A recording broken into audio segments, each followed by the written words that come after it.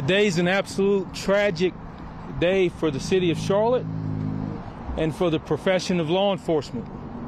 Today we lost some heroes that are out to just simply trying to keep our community safe. I'm going to try to go through a series of events of how this all occurred and played out, and then tell you a little bit more about the injuries and the things that we had to endure today as a profession and as a city.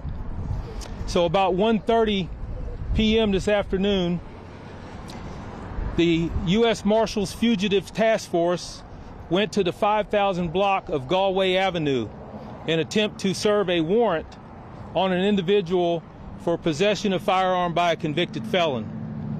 When they approached that individual, they were met with gunfire.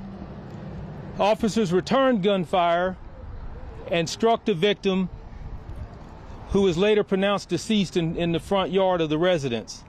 As officers approached that individual, they then received additional gunfire from inside of the residence.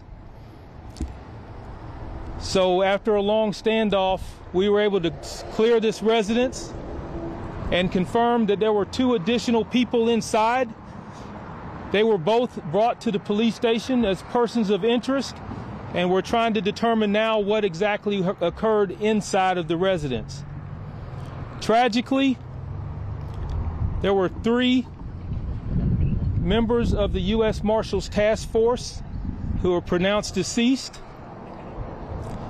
and there were 4 CMPD officers who were shot, one being in critical condition who is now in the hospital fighting for his life.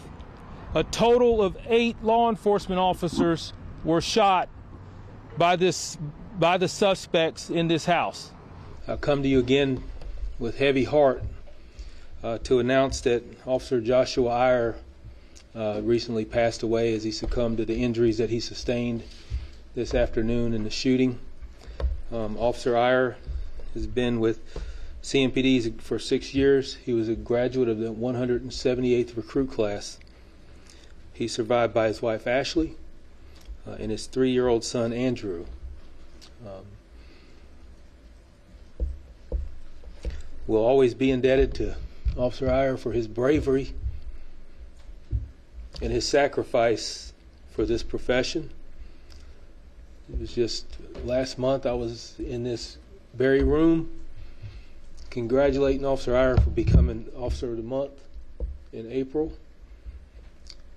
And he certainly dedicated his life and gave his life to serve our citizens. And I ask that you will keep him and his family and all of the others that